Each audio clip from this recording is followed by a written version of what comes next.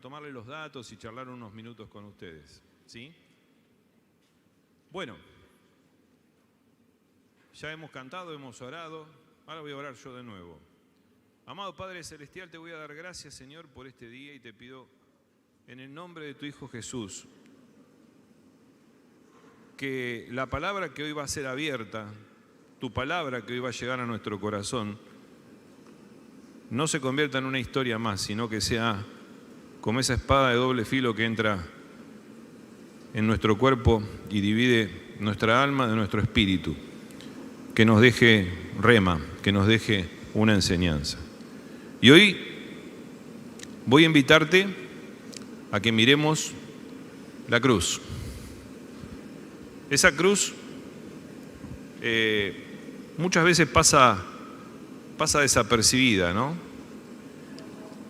Y me puse un poco a pensar en este tiempo cómo es descrita la cruz en el Evangelio, ¿no?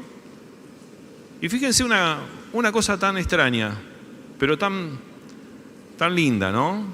Dios en el Evangelio, en ninguno de los 4 evangelios, ni en Mateo, ni Marcos, ni Lucas, ni Juan, nos relata lo que vemos en las películas. No nos muestra el clavo, la sangre, las laceraciones. No nos muestra cómo Jesús estaba en la cruz respirando, tratando de respirar y sufriendo, parándose sobre los clavos para poder meter un poco de aire en los pulmones. Dios cubrió todo eso con un manto de oscuridad en detalles, ¿sí?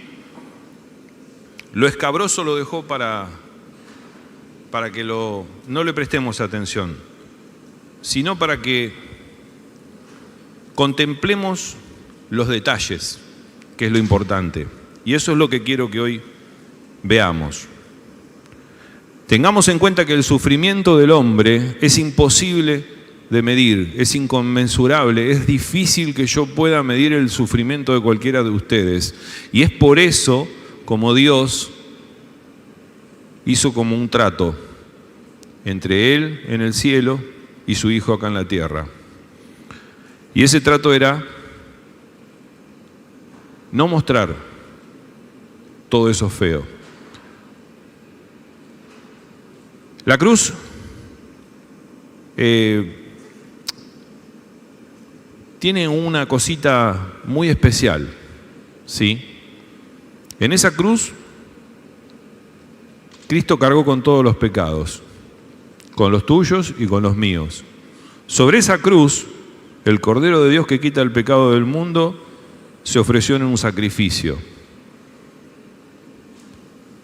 Y fíjense que con qué simpleza Mateo dice solamente y le crucificaron.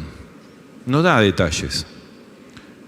Pero más o menos los acontecimientos fueron así. Judas lo traicionó, le pagaron 30 monedas, después fue juzgado por los sacerdotes, los cuales no podían condenarlo porque el régimen romano no se los prohibía. Pedro lo negó 3 veces, Pilato lo interrogó, Jesús no dijo ni palabra, no abrió la boca, no se defendió. Pilato le pidió al pueblo que decida entre Jesús o Barrabás, y eligió a Jesús, el pueblo. Siempre nosotros elegimos a veces las cosas que están equivocadas, ¿no? Y el diablo trató de evitar por todos los medios que pudo que Jesús fuera a la cruz. Agarró a la esposa de Pilato y le hizo tener un sueño para que vaya y le diga al Pilato: no te metas con este que es un justo, no lo mates. Astuto el diablo. Pilato se lavó las manos. Ahí fue que los soldados le pusieron una corona de espina en la cabeza, lo desnudaron, lo torturaron, se burlaron, lo escupieron, lo molieron a golpes y lo llevaron hasta el Gólgota arrastrando la cruz. No tenía fuerza para arrastrar la cruz, tuvo que venir alguien a ayudarle. ¿Vos le arrastrarías la cruz? ¿Llevarías la cruz de Jesús? Cuando estaba ahí le dieron de beber vinagre, horrible, lo crucificaron, se repartieron todas sus pertenencias. Y lo más lindo de esto es que con esto se cumplieron todas las profecías que estaban dichas. ¿Qué hicieron los soldados? Se sentaron al lado de él y se quedaron custodiando mientras él se moría. La humanidad, por completo, se rebajó a ver cómo el Cordero se moría. La humanidad se fue a lo más bajo que tenía. Era como si todo el mundo estuviera mirándolo por TV. Hoy lo miraríamos por las cadenas internacionales de noticias. Cuando alguien era crucificado, lo ponían en la cruz y se iban. Sufría horas, a veces días, y solo, completamente solo. Pero con Jesús no fue así. Se quedaron ahí, lo burlaron, lo insultaron, le gritaron y le decían: si a otros salvó, que se salve a él. Amigo mío, Jesús no iba a bajarse de la cruz, porque Jesús tenía como fin de su peregrinaje en esta tierra llegar a la cruz, ¿sí? Salvarte a vos y salvarme a mí. No se iba a salvar él, nos iba a salvar a nosotros. Si Jesús hubiera bajado de la cruz, vos y yo tendríamos que estar pagando por nuestros pecados. En cambio, Jesús ocupó tu lugar y el mío. También ocupó el lugar de Barrabás y ocupó el lugar de los soldados y el lugar de todos. Jesús fue juzgado a las 9 de la mañana. Entre las 9 de la mañana y el mediodía fueron 3 horas. Fueron 3 horas de agonía, de burla, de dolor. Y a las 12 del mediodía hubo una gran oscuridad.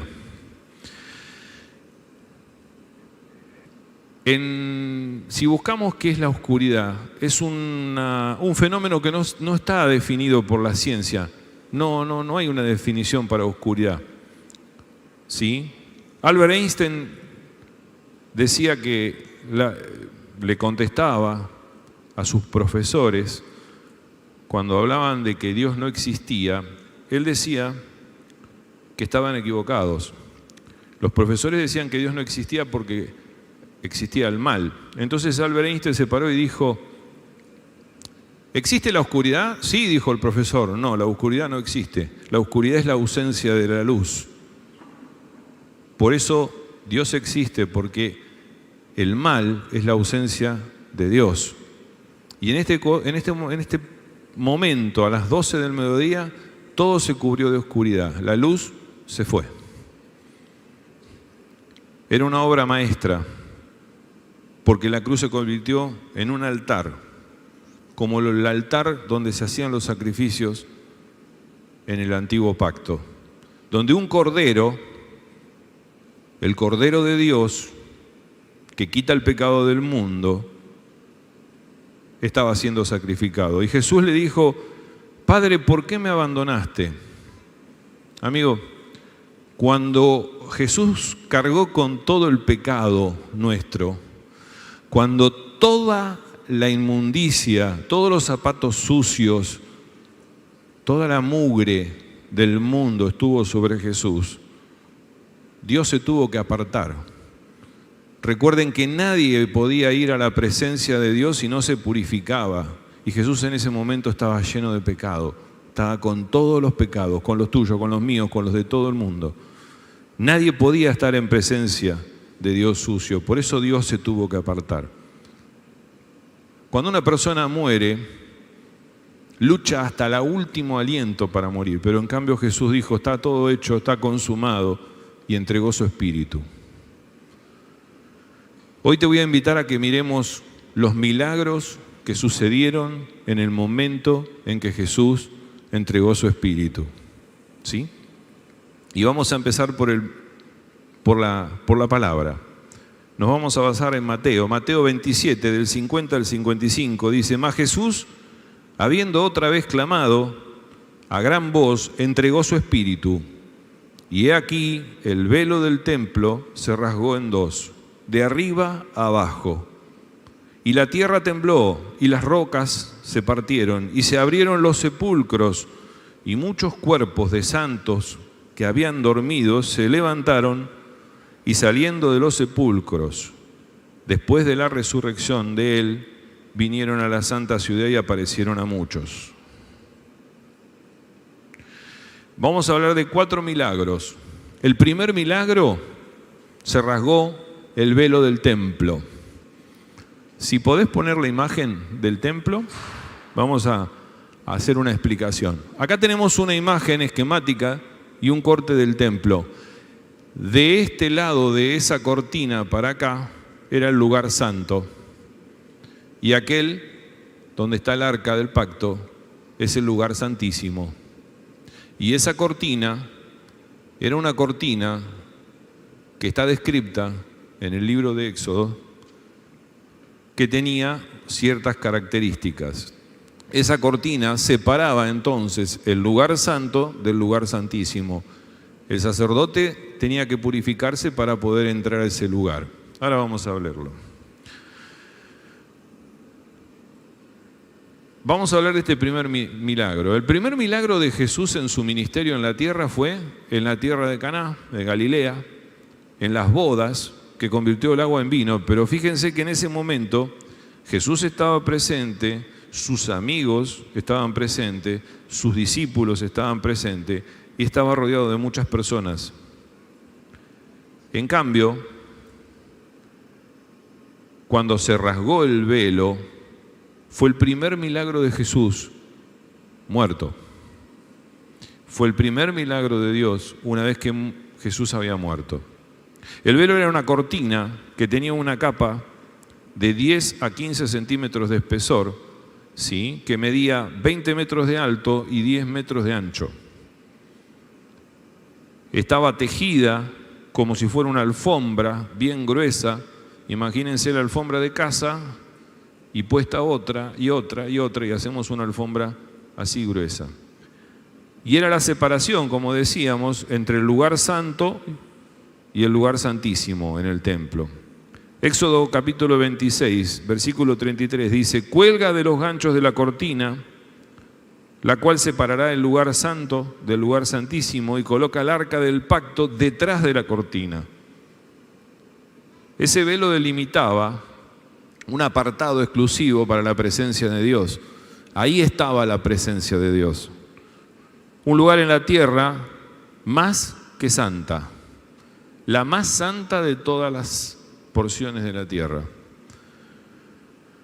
Ahí estaba el arca del pacto, ahí estaba la presencia de Dios. Solamente un sacerdote de la tribu de Leví, después de purificarse, después de vestirse de una manera especial, podía entrar postrándose y arrastrándose por abajo de la cortina del velo, con una soga atada a la pierna, con varias campanitas.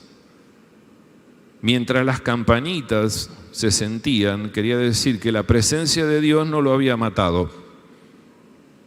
Si esa persona todavía era impura, podía caer muerta ante la presencia de Dios.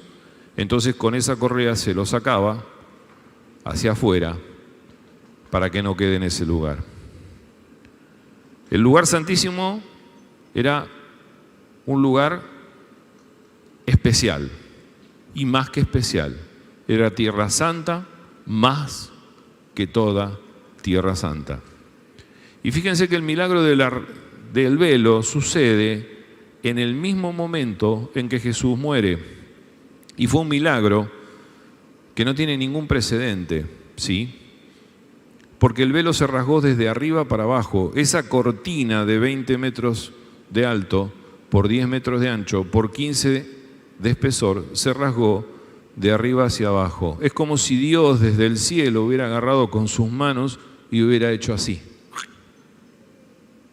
En el mismo momento en que Jesús moría en la cruz. En el mismo momento en que pagaba tus deudas y mis deudas, tus pecados y mis pecados. El velo fue el comienzo de una nueva era. Fue el comienzo de la obra de Jesús después de muerto. en el comienzo de esa nueva era o de nueva dispensación, ahora el hombre ya no necesita más tener que usar a alguien, un intermediario, un sacerdote o un predicador o alguien que ore por él. El hombre libremente puede ir ahora a la presencia de Dios. O sea que la rasgadura esa del velo nos acerca a Dios. Cristo cuando murió nos acercó a la presencia de Dios. Hoy orábamos con el grupo de oración y decíamos: gracias, Señor, por permitirnos estar en tu presencia. Hoy podemos libremente estar en la presencia de Él. Hoy estamos en su presencia. ¿Por qué? Porque ya nadie más que Jesús cargó con nuestros pecados y nos limpió. Ahora tenemos un sumo sacerdote y a su vez es el Rey de Reyes, ¿sí? Jesucristo, el único que media. Dice 1 de Timoteo 2:5, porque hay un solo Dios y un solo mediador entre Dios y los hombres, Jesucristo hombre. Y Él fue el que estuvo colgado en la cruz. Él fue el que abolió la ley, ¿sí? que establecía que había que tener un velo que nos separaba de la presencia de Dios. O sea que Jesús nos reveló al Padre, nos muestra toda su soberanía, todo su poder, todo su amor, ¿sí? Y nos conecta directamente al Padre. Ya no hay nada que nos separe a partir de ese momento. Y es el día de hoy que sigue rasgando el velo para mostrarnos que no hay nada que nos separe de Dios. Jesús cumplió con todo, tiró las puertas de bronce, partió las barras de hierro, rompió todas las ataduras, o mejor dicho, todas las trabas que teníamos para relacionarnos con Dios. Miqueas decía en el capítulo 2:13, subirá el que abre caminos delante de ellos y abrirá caminos y pasarán la puerta y saldrán por ella, y su rey pasará delante de ellos a la cabeza de ellos Jehová. Jesús abrió un camino claro y directo hacia el trono de Dios. Con la muerte de Jesús, con la rasgadura del velo, comenzó la época más linda, el tiempo más hermoso, la dispensación más preciosa que nos podía dar Dios, que es la era de la gracia. Hoy tenemos el regalo inmerecido de la presencia de nuestro Dios. Solo por creer vamos a ser salvos. Esa era es la que nosotros estamos viviendo. Hoy Jesús nos llama, nos dice: vengan, acá está el Padre, acérquense, confiados. Hebreos 4:16 nos dice: acerquémonos pues confiadamente al trono de la gracia para alcanzar misericordia y hallar gracia para el oportuno socorro. Querido amigo, la humanidad siempre se mete en problemas y nosotros también nos metemos en problemas. Nos hemos alejado de Dios y después volvemos. Tenemos problemas económicos, espirituales, matrimoniales, nuestros hijos, nuestra vida. Queremos hacer las cosas por nosotros, por nuestra fuerza. No dejamos que Jehová sea el que pelea la batalla. Queremos cumplir nosotros. Pero ¿sabes qué? Ten en cuenta esto. Jesús abrió un camino al cielo, al trono de la gracia. Y lo hizo en esa cruz, en esa madera. Jesús sacó la pared que nos dividía de Dios. Si nosotros seguimos cargando los problemas, nos van a pesar mucho. De vez en cuando tanto peso va a hacer que los querramos dejar en el piso, pero después lo vamos a tener que seguir cargando. Haceme caso. Mirá la cruz y dejá de mirar el suelo. Dejale los problemas a la cruz. Dejase los problemas a Jesús. Orá, está en contacto con Dios, lo tenés ahí. Hoy tenés un acceso directo. Dejá los problemas. Hace que el peso sea una carga ligera. Porque ya Jesús se llevó el más grande, que es el pecado. Vamos al segundo milagro. Dice la palabra que aparte de rasgarse el velo, la tierra tembló. Todo el mundo material, todo lo que era inamovible, esto, el universo entero tembló ante la muerte de Jesús. Todo el universo se conmovió con la muerte de Jesús. Jesús estaba en una cruz, elevado por sobre la tierra, pero con un peso tan grande encima, tan tremendo por el pecado del hombre, que la tierra empezó a temblar. Imagínense que también tembló el mundo espiritual. Satanás y todos sus secuaces empezaron a temblar de miedo, porque Jesús había ganado en la cruz. El poder de Cristo y su muerte fue suficiente para que todo tiemble, y que hoy en día todo sigue temblando por Jesús. Aunque el mundo se aparte cada vez más, aunque nos quieran meter ideologías, aunque nos quieran meter el humanismo, aunque quieran decir que Dios no tiene que existir, que no nos tenemos que reproducir, Dios, a través de su Hijo Jesús, todavía está haciendo temblar la tierra. Por eso, vos y yo tenemos la obligación de llevar la palabra, de decirle al otro, Jesús te ama, ¿sí?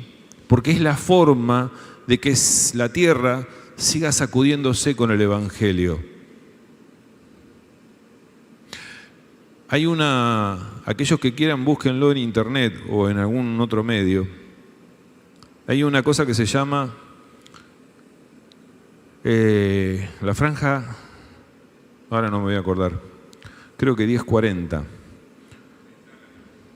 ¿Perdón? La ventana 1040. Hay un estudio que dice que del total de la población, 3/4 partes de la población del mundo no saben, no conocen, no han sentido hablar de Jesús. Tribus perdidas en el medio de la nada, lugares que nunca se ha enseñado el Evangelio de la cruz. Todas esas personas tienen que escuchar el Evangelio antes de que Jesús venga de nuevo a reinar. Y eso es misión nuestra. Todo lo que era inconmovible, todo tembló. Todo corazón congelado de piedra tembló. Nuestro corazón sigue siendo de piedra muchas veces y Jesús te hace temblar. ¿Por qué? Porque por amor Él se subió a esa cruz y murió ahí. Rasgó el velo acercándote a Dios, y tembló la tierra por el peso de nuestros pecados. Debemos comenzar a postrarnos cada vez más ante la cruz, pero no como un amuleto, sino para entender el sacrificio que se hizo en esa cruz y para entender el regalo que Jesús nos dio a partir de ese pedazo de madera, la gracia, regalo inmerecido. Tercer milagro, dice la palabra en los versículos, en los pasajes que leímos, que las rocas se partieron. En Jerusalén los arqueólogos encontraron evidencias que hay muchísimas rocas que fueron partidas, rajadas, separadas una de otra, pero no pueden explicarse cómo pasó. No puede haber sido ni por un terremoto, ni por un golpe, ni por una mano humana. Fue la muerte de Jesús la que partió las rocas. Y cuando Jesús entregó su espíritu, todo lo que era insensible como una piedra se sobresaltó y hasta las rocas se partieron ante la agonía de Cristo. Pero los corazones de muchas personas, sobre todo los religiosos, los fariseos, siguieron con ese corazón cubierto de piedras. Jesús no murió por las rocas, pero las rocas fueron más sensibles que algunos corazones. ¿Cómo está tu corazón? ¿Cómo está tu corazón? ¿Cuántas rocas tenemos pegadas? Tu corazón y el mío seguro que tiene alguna piedra.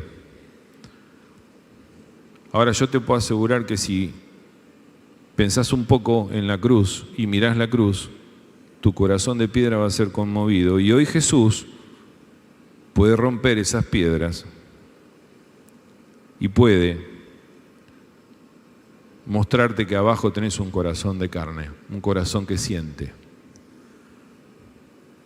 Y te pueden predicar de todo, te pueden predicar de la muerte, te pueden predicar de lo que sea y vas a seguir teniendo un corazón de piedra. Te pueden predicar sobre el pecado, sobre lo que el pecado hace en vos, pero vos seguís con un corazón de piedra. Pero si a vos y a mí nos predican sobre el amor que Jesús tuvo cuando se subió a la cruz, ahí es cuando las piedras del corazón se rajan y se empiezan a caer. Jesús te ama. Es así de simple. Y Dios te ama, Dios Padre, Hijo y Espíritu Santo. Y murió en la cruz porque te ama y porque me ama. Deja que el amor ese haga que por el movimiento de ese amor las piedras de tu corazón se rajen y salgamos de la prisión y de las lágrimas que la prisión de nuestro corazón nos hacen contener. Derramemos esas manos. Solo veamos la cruz y pensemos en lo que Él hizo por nosotros. Porque Él es capaz, porque ya lo hizo, de quebrantar toda piedra. Yo te invito a que mires la cruz, a que hagas que tu corazón, que es duro, mire la cruz. Y vas a ver que las piedras se van a partir en pedacitos y van a empezar a caer. Y ahí va a aparecer ese corazón tierno que todos tenemos, que nos permite ser amados y nos permite amar al otro. Porque solamente el amor de Jesús puede abrir un túnel en una montaña de granito. Solamente ese amor de Cristo es el único que puede entrar al corazón y habitar allí.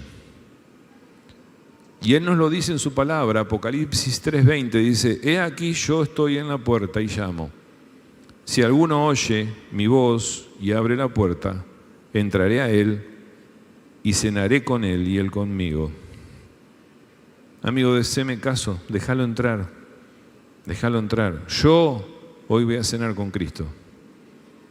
No sé qué vas a hacer vos, pero si no lo dejas entrar te vas a arrepentir el resto de tu vida. Vamos al cuarto milagro y último de la noche. Dice que se abrieron los sepulcros. Y yo te voy a hacer una pregunta. ¿Vos te diste cuenta que el hombre es el único animal del mundo que se pone a pensar qué es lo que va a pasar cuando se va a morir? Compra un pedazo de tierra, prepara el lugar, se anticipa todo, piensa, elige qué es lo que va a hacer de su cuerpo cuando pase por el valle de la sombra de la muerte, como dice el Salmo. Amigo, la gran consecuencia de la muerte de Jesús es que ahora ya no hay más muerte. No tenemos que preocuparnos por la muerte. Porque si creemos, sí, vamos a tener vida eterna. Hay veces que tenemos problemas en casa, tenemos adicciones, hay problemas de adicciones, hay pecados ocultos, ¿sí? Y somos como los escribas y los fariseos, que Jesús decía que eran sepulcros blanqueados, que por fuera parecían lindos, pero por dentro estaban llenos ¿sí? De mugre, de muerte, de huesos, de inmundicia. Dejemos de hacer culto al muerto, de adornar las tumbas, al poner mármol, ponerle cosas bonitas, como si la persona fuera un gigante que vuelve al polvo. Jesús rasgó el velo, tembló la tierra, se rajaron las piedras y se abrieron las tumbas de tu vida y de mi vida descompuesta. Salió la mugre, ¿sí? Y salieron nuestros pecados. Y hoy somos limpios y podemos comenzar una vida nueva. Dejemos de ser tumbas y pasemos a ser criaturas nuevas en Cristo. Ser nuevas personas morales, llenos de amor, que ya no olemos a pecado, sino que dejamos de oler a muerte, olemos a Jesús. ¿Sí? Porque Jesús partió el sepulcro que éramos. Partió la lápida de nuestra vida y dio paso a un hombre nuevo en nosotros. Y esa muerte espiritual que teníamos ahora es una vida nueva en Cristo, y todo lo provocó la cruz de Cristo. Todo pasó ahí. La cruz fue la que rajó el sepulcro, la cruz fue la que nos dio vida, la que nos da vida, la que nos devuelve un corazón nuevo. El espíritu del aliento de Dios es el que saca la piedra del corazón y pone un corazón que palpita. De modo que si alguno está en Cristo, nueva criatura es. Las cosas viejas pasaron, he aquí todas son hechas nuevas, dice Pablo a los Corintios. Ale, vení. Hoy somos criaturas nuevas. Somos criaturas nuevas. Yo los voy a invitar a hacer un ejercicio. Todos aquellos que quieran, acérquense. Vengan, acérquense a mirar a la cruz. Miren, vengan más acá. Vengan. Dale, vengan. Bien cerca. Miren la cruz. Miren la madera. Imagínense esa cruz. Muchas veces hemos llevado una cruz en el pecho. A veces una cruz de oro, a veces una cruz de plata, a veces una cruz de madera. Hasta algunas tienen a Jesús muerto en la cruz, pero Jesús está vivo. Hasta he visto algunos que se tatúan una cruz o la cara de Jesús muerto con la corona de espinas y la cabeza agacha, como si hubiera perdido la batalla. ¿Jesús perdió? No, Jesús ganó la batalla. Pero yo te pido que miremos esa cruz, esa madera, y te pido que imaginemos las manos de Jesús. Imaginemos las manos de Jesús. Imaginemos los clavos que pasan las manos de Jesús. Y ahora cerremos los ojos y miremos entre las manos y la madera. Entre las manos y la madera hay un papel. Ese papel es el acta de la sentencia y de mi sentencia y de tu sentencia. El acta de mi sentencia y tu sentencia. El acta que decía que vos eras culpable por tus pecados, que yo soy culpable por mis pecados. En el acta de esos decretos que estaban en contra nuestra, estaba nuestra condena, estaba lo que nos alejaba de Dios, estaba lo que no nos permitía ir a la presencia de Dios. A vos y a mí estábamos muertos. Dice que Jesús en la cruz, entre su mano y la madera, puso tus pecados para decirle al Señor: yo pago, ya pagué la deuda. Colosenses 2:14 dice, anulando el acta de los decretos que había contra nosotros, que nos era contraria, quitándolas de en medio y clavándola en la cruz. Mirá la cruz. No dejemos de mirar la cruz. Jesús cargó todas las culpas nuestras en esa cruz. Jesús derramó toda su sangre, gota por gota en la cruz, y limpió cada una de tus heridas y cada una de mis heridas. Esa cruz cargó con el pecado, con el peso del pecado de todo el mundo, con el pecado pasado y el pecado que vamos a cometer. Fíjense qué grandeza. Con lo que hicimos y lo que vamos a hacer, porque mañana nos vamos a levantar y vamos a volver a hacer carne. Cuánta misericordia que tuvo Jesús, cuánta misericordia del Padre de darnos a Jesús para que muera en la cruz. Y a veces nosotros no lo tenemos en cuenta. Nos ponemos a luchar la palabra, mejor dicho, a luchar con nuestra fuerza, a dejarlo de lado.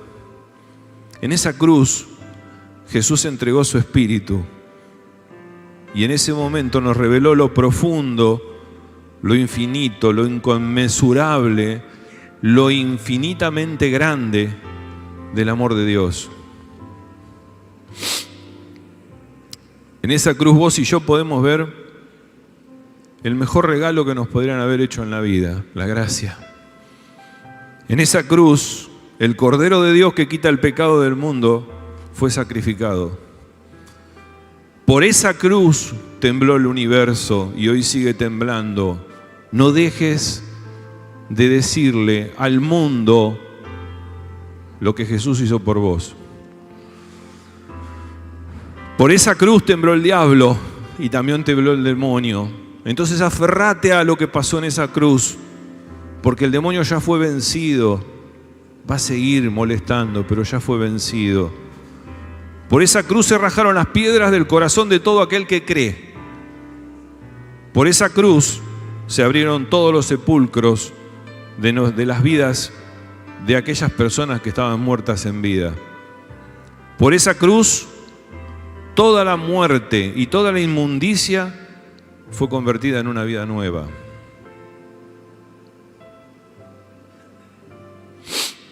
Vamos a pensar un poquito, con los ojos cerrados.